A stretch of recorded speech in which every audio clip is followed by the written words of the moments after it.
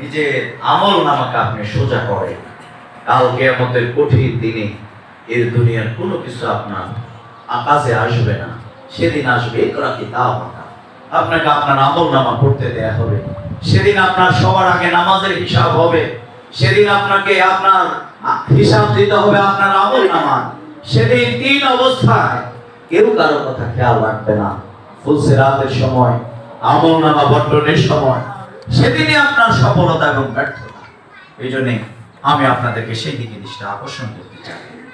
আপনারা কি আন্দোলনের যেখানে আছেন, 5 আগস্টের আজকের এই পর্যায়েও আমাদের আবু সাইদ এবং মুগ্ধরা সাহস করে গুলি কামান গোলা বারুদের মুখে জীবন দিয়ে স্বৈরাচার মুক্ত এক বাংলাদেশ করে দেওয়ার পরেও আপনি ইসলামী আন্দোলনের কর্মী, সহযোগী, সমর্থক হিসাবে যদি থাকেন, আমি মনে করি এটি শহীদের রক্তের সাথে বিশ্বাসঘাতকতা হবে। বরং আপনার সাহস আগে ছিল না। ওয়ালা নাবলুওয়ান্নাকুম বিশাইইন মিনাল খাউফ, আপনার ভয় কাজ করত, কিন্তু ভয় কাজ করে নাই।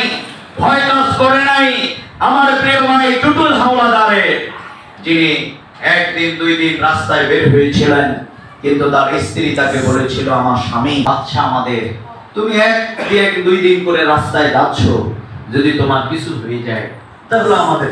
টুটুল হাওলাদারের স্ত্রী বলেছিল, আমার স্বামী যেদিন সর্বশেষ বিদায় নেন, সেদিন আমি তাকে এই কথা বলার পর আমার চেহারার দিকে তাকিয়ে কিছু সময় আমার স্বামী চলছে।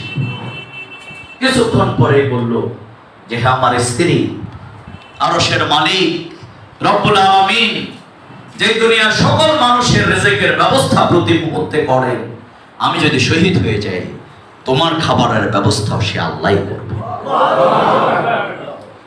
আমার রিকশাওয়ালা বুঝেছে আল্লামা দেরওয়ার হোসেন সাইদিকে, কিন্তু আপনি এই প্রতিবাদে মিছিলে বের হতে পারেন না। তুমি মালিক মাওলা জুড়ে আছো দিল, তুমি মালিক মাওলা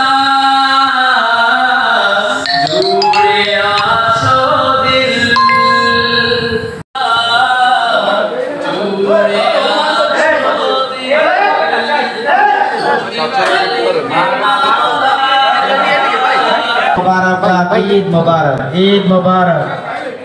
আজকে যে আপনাদের ঈদ পুনর্মিলনী অনুষ্ঠান হলো, সকলের মাঝে দেখলাম আনন্দের বহিঃপ্রকাশ এবং সকলে একসাথে হয়েছে। আলহামদুলিল্লাহ, আলহামদুলিল্লাহ রব্বুল আলামিনের শুকরিয়া জ্ঞাপন করছি। আজকের এই পুনর্মিলনী অনুষ্ঠানটি সুন্দর করে উপহার দেওয়ার জন্য আকাশ টিভিকে, আকাশ টিভি 24 দপ্তরকে ধন্যবাদ জানিয়ে একসাথে হয়েছেন, কেমন লাগছে সবকিছু মিলিয়ে? আসলে আমাদের কোনো পূর্ব পরিকল্পনা ছিল না।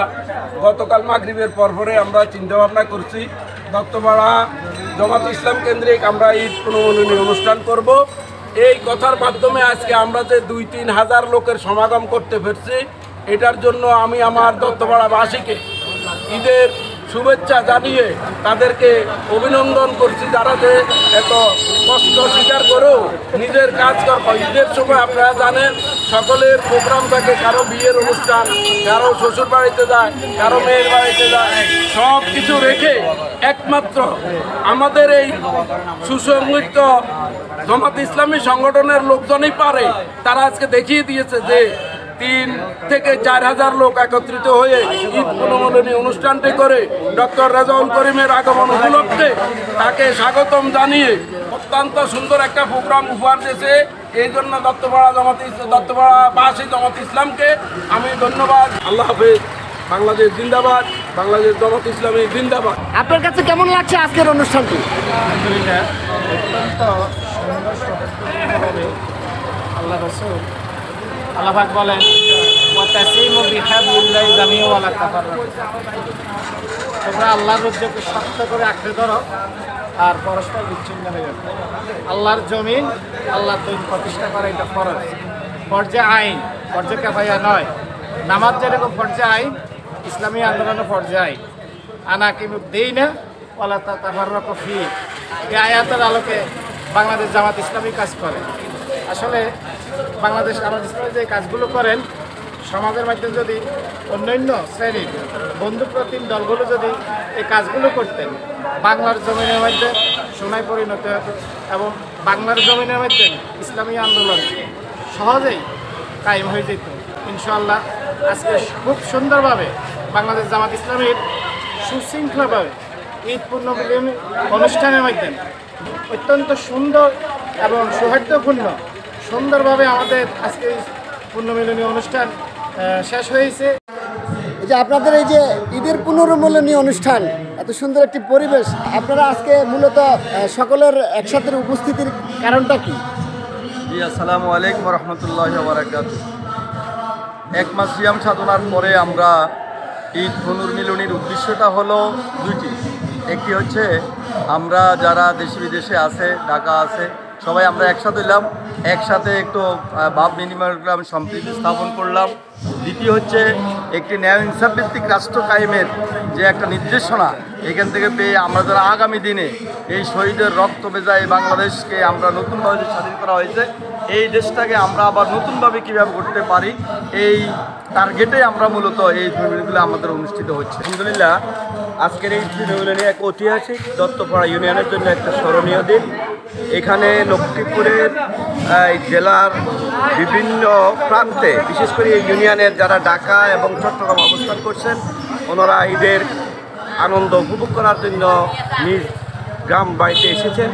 তাদেরকে একত্রিত করেই বাংলাদেশ জামাত ইসলামী ইউনিয়ন আজকে ঈদ পুনর্মিলনী আয়োজন করেছে। এই ঈদ সম্মেলনের মাধ্যমে এই ইউনিয়নকে কীভাবে ঢেলে সাজানো যায়, আগামী দিনে ইসলামী আন্দোলনের কাজকে আরও তীব্র গতিতে এগিয়ে নেওয়া যায়, সেই ধারাবাহিকতা ধরে রাখার জন্য আজকের এই সমাবেশের আয়োজন।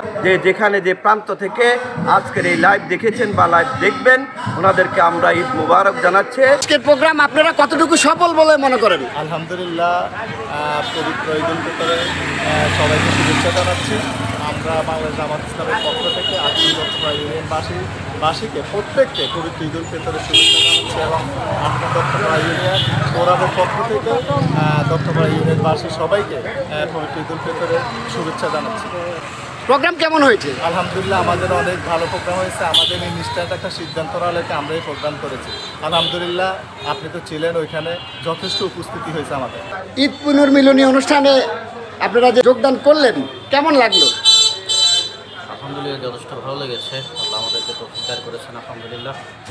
আসলে সুদীর্ঘ সময় বাংলাদেশ জামাত ইসলাম আসলে বাংলাদেশে উন্মুক্তভাবে কাজ করতে পারে নাই, সেই সুযোগ ছিল না।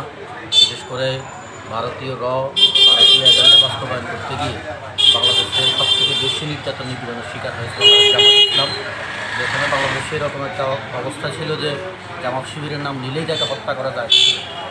এই পর্যায়ে শেষ করে আল্লাহ রাব্বুল আলামিনের অশেষ সক্ষমতে আমরা অবশেষে একটা সুযোগ পেয়েছি। আল্লাহ সরকারের পতন ঘটিয়েছে। আমরা থেকে আসলে সামনে ঈদকে রেখে এরকম একটা আয়োজন করতে পেরেছি এবং আমরা সেখানে অংশগ্রহণ করতে পেরেছি। এই জন্য অবশ্যই আলাদা করে শুকরিয়া এবং সবাই খুব আনন্দ উদযাপন করছি আলহামদুলিল্লাহ। সবাইকে ঈদ মুবারক, এলাকাবাসী দত্তপাড়াবাসীকে ঈদ মুবারক। সকলে ঈদের কৌশল বিনিময় করছেন, একে অপরের সাথে কথা বলছেন, সবাই খোঁজ খবর নিচ্ছেন পবিত্র ঈদ উল ফিতর উপলক্ষ করে। সকলের মাঝে এই মুহূর্তে এক ধরনের আনন্দের পরিবেশ তৈরি হয়েছে।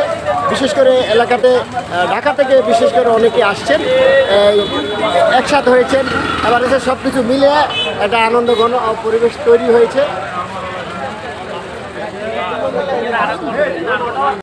ঈদ পুনর্মিলনী অনুষ্ঠান এত সুন্দর করে আয়োজন করেছে।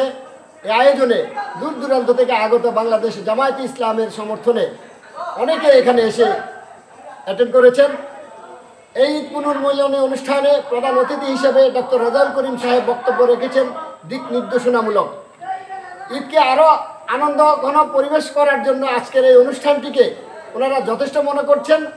দূর দূরান্ত থেকে আগত যারা রয়েছেন তারা এই ঈদ পুনর্মিলনী অনুষ্ঠানে অংশগ্রহণ করতে পেরে ওনাদের ভালো লেগেছে বলে আকাশ টিভি 24-কে জানিয়েছেন।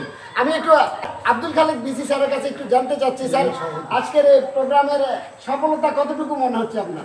আলহামদুলিল্লাহ, ধন্যবাদ জানাচ্ছি আকাশ টিভিকে আমাদের আজকের অনুষ্ঠানটাকে ধারণ করা এবং প্রচার করার জন্য। আমরা আশা করি যে আজকের অনুষ্ঠান আমাদের স্বতঃস্ফূর্তভাবে সম্পন্ন হয়েছে এবং আমরা যেটা আশা করছি সেভাবে হয়েছে আলহামদুলিল্লাহ। কোনো রকমের কোনো ঝামেলা ছাড়াই অনেক অনুষ্ঠানটি অত্যন্ত শান্তিপূর্ণভাবে সমাপ্ত হয়েছে। আসলে মূলত ঈদের আনন্দটাকে ভাগাভাগি করে নেওয়ার জন্য এবং ঈদের কৌশল বিনিময় করার জন্য আজকের এই আয়োজন। আজকের এই আয়োজনের আমরা যারা এলাকাতে আছি, যারা ঢাকা, চট্টগ্রাম, বিভিন্ন শহর থেকে, অনেকে হয়তো বিদেশ থেকে এসেছেন, সবাইকে নিয়ে মূলত আজকে আমাদের এই আয়োজন। আমরা আশা করি এই প্রোগ্রামটা অত্যন্ত সফল হয়েছে, সার্থক হয়েছে। এই জন্য আমরা আল্লাহ পাকের শুকরিয়া আদায় করি। আমরা আলহামদুলিল্লাহ। আপনাকে ধন্যবাদ জানাই। দত্তপাড়া ইউনিয়নের বাংলাদেশ জামায়াত ইসলামের সম্মানিত আমির জনাব আব্দুল খালেক বিসি স্যার যেমনটি বলেছেন, ডক্টর রেজাউল করিম সাহেব এই প্রোগ্রামে এসে অ্যাটেন্ড করাতে অনুষ্ঠানটি সফল হয়েছে বলে ওনারা মনে করছেন। এইভাবেই আনন্দঘন মুহূর্তগুলো আকাশ টিভি 24 যে কোনো সময় যে কোনো মুহূর্তে তুলে ধরার চেষ্টা করবে সব সময়। আকাশ ভূঁইয়া, আকাশ টিভি 24।